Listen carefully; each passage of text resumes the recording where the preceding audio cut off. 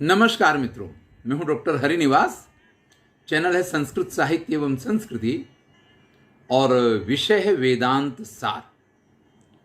आप सभी जानते हैं सदानंद योगींद्र की ये रचना है। बहुत सारे विश्वविद्यालयों में किसी न किसी वर्ग में ये अभ्यासक्रम में है। हमने अहम ब्रह्मास्मि तक की यात्रा पूरी की है। अब आप कहेंगे कि इससे आगे तो यात्रा रह ही क्या जाती है। हाँ, अगर जीवन है तो इससे आगे कोई यात्रा रह नहीं जाती है। लेकिन यहाँ तो हम वेदांत सार जो प्रकरण ग्रंथ है उसकी चर्चा कर रहे हैं। तो ये अहम ब्रह्मास्मि तक की स्थिति में पहुंचा कैसे जाता है, उसके लिए अधिकारी के लिए जो श्रवण मनन निधिध्यासन वगैरह बताए थे, तो यहाँ कहते हैं एवं भूत स्वस्वरूप चैतन्य साक्षात्कार पर्यंतम। इस प्रकार से अपने स्वरूप का जो चैतन्यत्व है, यानी अपने अंदर विद्यमान जो ब्रह्मत्व है, उसके साक्षात्कार तक, यानी जन्म से यात्रा तो प्रारंभ हो गई। जीवन में तरह तरह से कभी कुछ पढ़ना, कभी कुछ करना, जीवन यापन के साधन ढूंढना, इन सारी प्रक्रियाओं के अनंतर एक स्थिति ऐसी आई जब अधिकारी बन के हमने गुरु के पास से उपदेश प्राप्त किया। गुरु ने हमें अधिकारी जाना, उपदेश दिया, और उस उपदेश के बाद जब हमने उसका चिंतन मनन किया तो अहम ब्रह्मास्मि की स्थिति तक हम पहुंचे। वही बात कहते हैं कि इस प्रकार से स्वस्वरूप चैतन्य साक्षात्कार पर्यंतम, अपने स्वरूप के चैतन्यत्व का साक्षात्कार हुआ तब तक क्या क्या करना पड़ा है। तो कहते हैं श्रवणम मननम निदिध्यासनम समाध्य अनुष्ठानम। ये जितनी चीजें हैं अपेक्षितत्वात् तेपि प्रदर्शन्ते, इन सबको भी जानना जरूरी है, क्योंकि श्रवण मनन निदिध्यासन वगैरह जो है उसी के माध्यम से तो हमने ये यात्रा पूरी की है। तो भैया अभी जो इस यात्रा के यात्री हैं वो जाने कि श्रवण क्या है, मनन क्या है, निधिध्यासन क्या है। तो चलिए सबसे पहले श्रवण की चर्चा करते हैं। तो कहते हैं श्रवणम नाम षड्विध लिंगई अशेष वेदांतानाम अद्वितीय वस्तुनि तात्पर्य अवधारणम। श्रवण क्या है? तो 6 प्रकार के लिंगों के द्वारा वेदांत के अशेष, यानी संपूर्ण वेदांत को, और उसमें भी जो अद्वितीय वस्तु है उसके तात्पर्य का निर्धारण करना।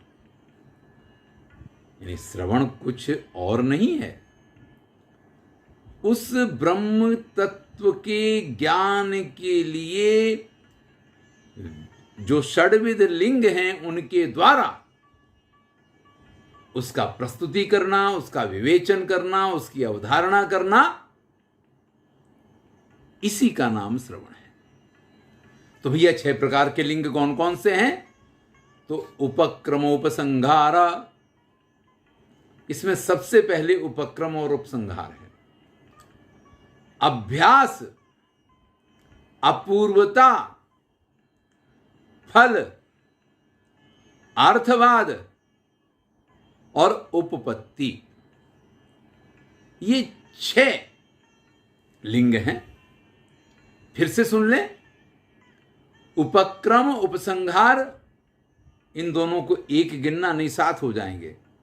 तो उपक्रम उपसंहार 1 हुआ, अभ्यास 2 हुआ, अपूर्वता 3 हुआ, फल 4 हुआ, अर्थवाद 5 हुआ और उपपत्ति, इस प्रकार से ये 6 लिंग हैं। चलिए थोड़ा इनको भी जान लेते हैं, इनको भी समझ लेते हैं, तभी तो श्रवण को जान पाएंगे। और इनको जानने का अर्थ ये है, अगर आप पीएचडी कर रहे हैं, अगर आपको थीसिस लिखना है तो उसकी भी पद्धति ये है, आपको कोई निबंध लिखना है उसकी भी पद्धति ये है, यहाँ प्रकरण ग्रंथ की बात की गई है। और आप जो भी करना चाहते हैं वो होगा इसी प्रकार से। यानी कोई निबंध लिखना हो, कोई प्रश्न का उत्तर लिखना हो, आपको कुछ भी लिखना हो, अगर आप इस श्रवणम को बराबर जान लेते हैं तो समझ लीजिए कि वो एक जो मेथड होती है वो आप समझ पाए। चलिए तो सबसे पहले हम चर्चा करते हैं उपक्रम और उपसंहार की। तो भैया उपक्रम क्या है? प्रारंभ जिसको आप कहते हैं ना, वही तो उपक्रम है। हमने निर्णय किया कि अहम ब्रह्मास्मि की हम चर्चा करेंगे।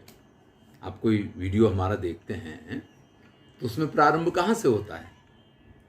हम कहते हैं कि भाई आज हम इस विषय की चर्चा करेंगे, तो ये हुआ उपक्रम।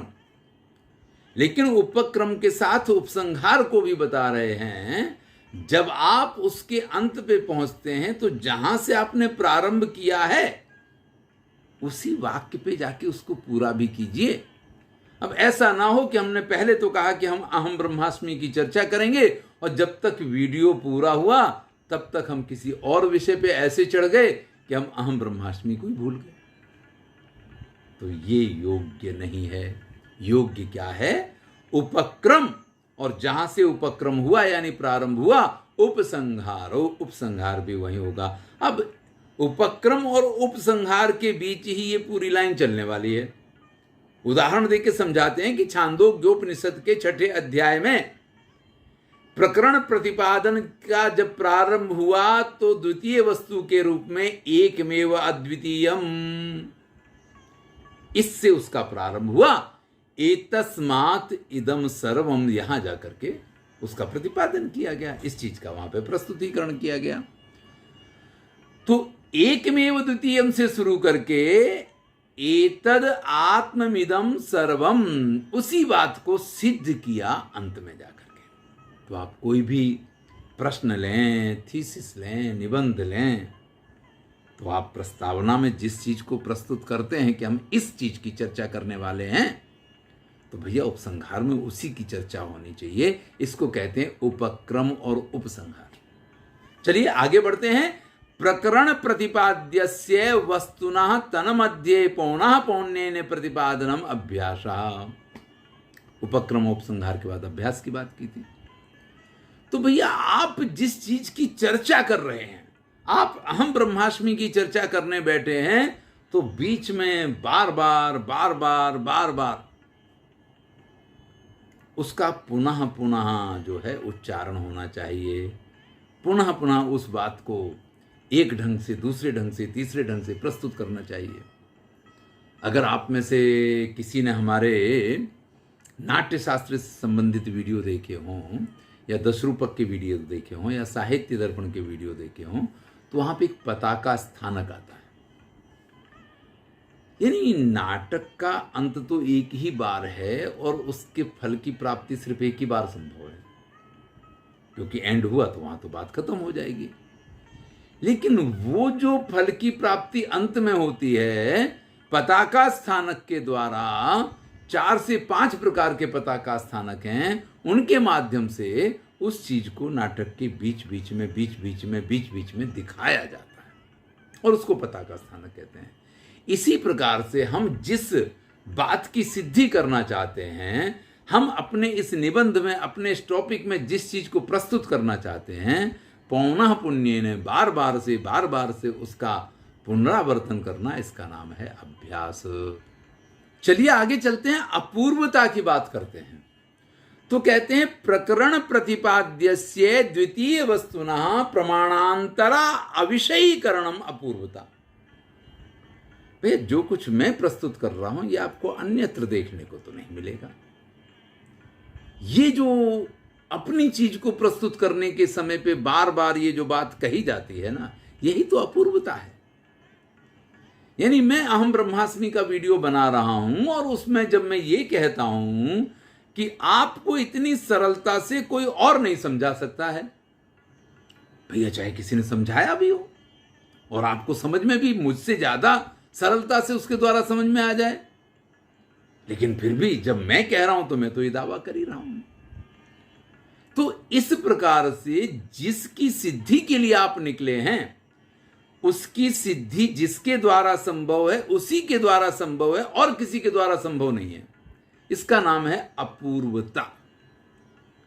यानी अहम ब्रह्मास्मि की सिद्धि, ये जो वेदांत सार प्रकरण ग्रंथ है, किसी प्रकरण ग्रंथ के माध्यम से ही आप उसको जान सकते हैं। अहम ब्रह्मास्मि को उसकी अनुभूति के लिए उसका माध्यम कोई फिल्म नहीं हो सकती है। उसकी अनुभूति का माध्यम सिर्फ किसी गुरु का उपदेश नहीं हो सकता है। उपदेश के बाद उसका जो चिंतन करना जरूरी है। अहम ब्रह्मास्मि ये जो अनुभूति है, इसीलिए इसको अनुभव वाक्य कहा गया। ये किसी अन्य प्रकार से सिद्धि की संभव नहीं है। इसका नाम है अपूर्वता। यानी जो कार्य आपने प्रारंभ किया है उसकी सिद्धि का एकमात्र वही साधन है। इस चीज को सिद्ध करना अपूर्वता है। लेकिन फल क्या है? तो भैया फल है, आप जिसकी सिद्धि चाहते हैं उसकी सिद्धि के लिए तरह तरह के उपाय तो करने पड़ते हैं। तो आत्मज्ञानस्य तद अनुष्ठानस्य वा तत्र तत्र श्रूयमाणम प्रयोजनम। आप किसी काम को लेके निकलते हैं, आपको पता है कि ये चीज जो है इस दुकान पे मिलेगी